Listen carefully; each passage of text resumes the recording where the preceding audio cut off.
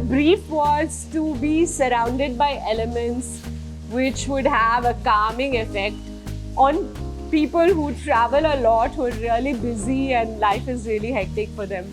But now the same element and the same system has become an object of play. There is a nuanced aspect of this cooling, which is that you feel cool when you see green. You feel cool when you see water. So I think bringing nature inside itself, whatever be the temperature or the relative humidity of white roses, is creating that cool phenomenon. One entire half of the house is almost like open to the sky as well. So the hot air of Pondicherry, otherwise you don't really feel the heat as much inside this house. A lot of people think of architecture as something which is to be done once and just left. It's a kind of a non-living entity. But actually the truth of the matter is that architecture lives.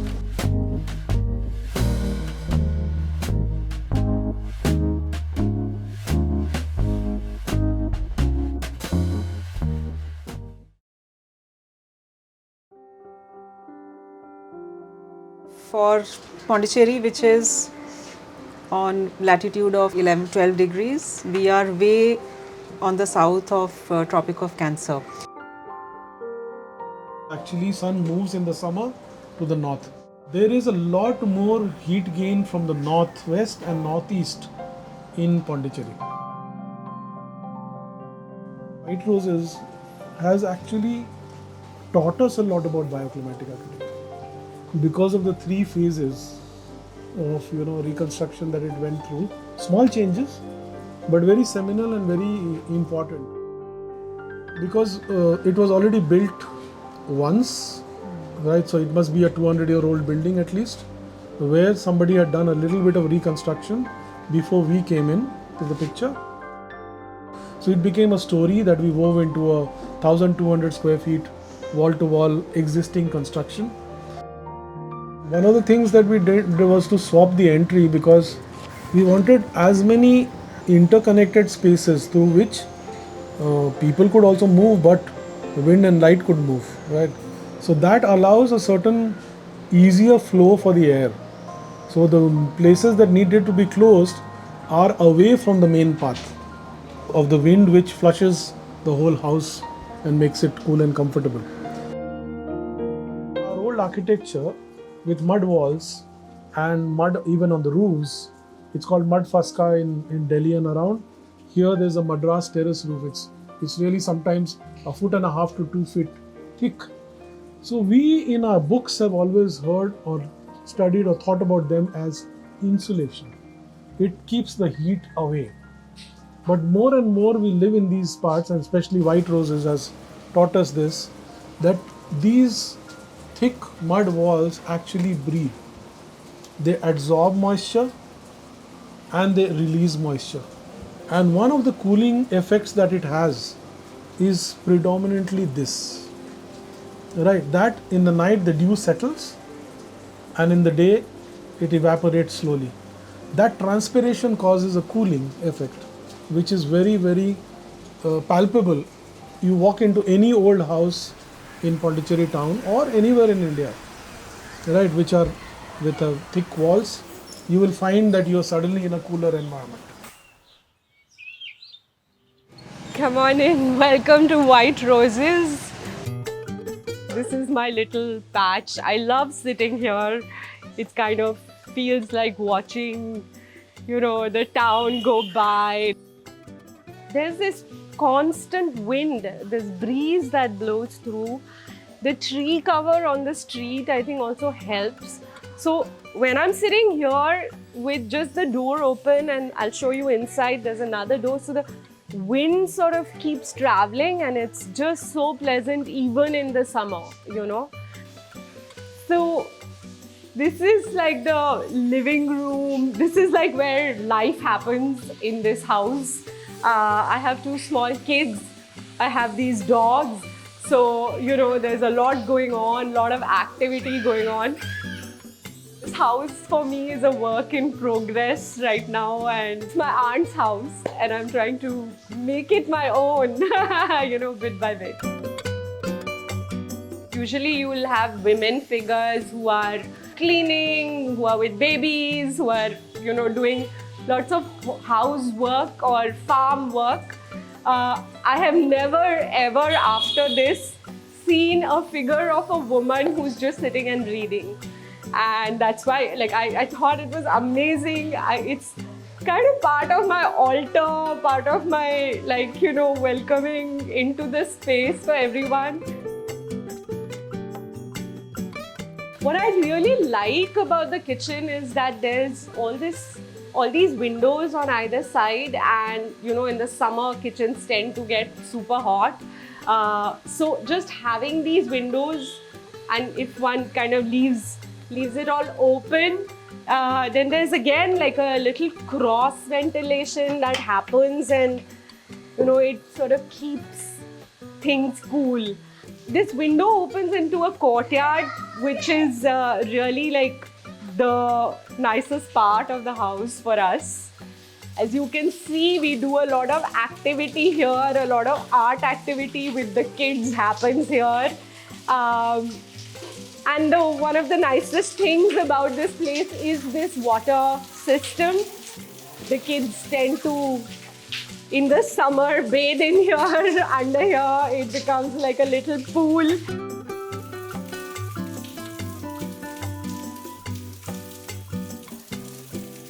Courtyard typology has existed for thousands of years. Yes. It's one of the most natural way to build and live in. Because of the whatever differential in the temperature between the street and the space due to the courtyard, it works as a channel for the breeze, constant breeze. The courtyard is actually sucking the breeze in, right? And through the main door, you will find it channeling out onto the street. The larger courtyard collects a lot of the cold wind in the night. And because we are like a well, if you keep your main doors closed, you can almost fill this house with cold air. It actually becomes like a cool container. The other factor is that there are these terraces which are the old Madras terrace roofs, which are very thick, and the plants on it are moistening it even further. It's not just the dew, but the watering of the plants and its shade is keeping moisture on those roofs. And when the sun starts to beat, they all transpire. So it's a large mass of transpiration that was happening on the roofs, and that would also cool it just exactly how this roof is keeping us cool. I think that's where the water system is complementing the plantation. Yes. And plantation is complementing the cooling.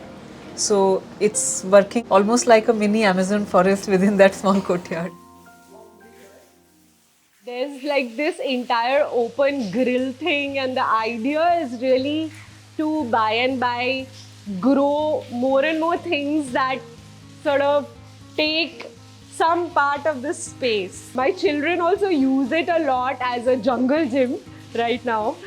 So it's been a really adaptable house in that sense.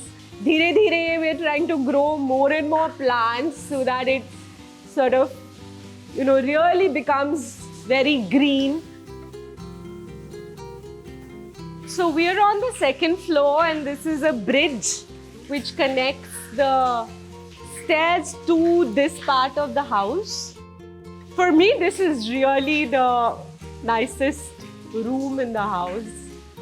I love how much light it has. I haven't even bothered to put curtains because I just love the fact that there is so much light here.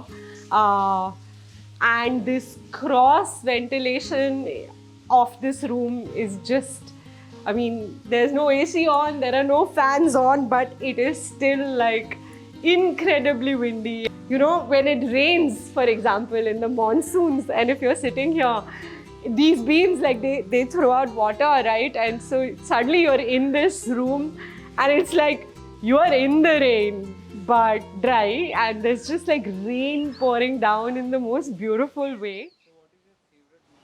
Now, what does cotton do is what most of our buildings in India should do for summer mitigation of heat.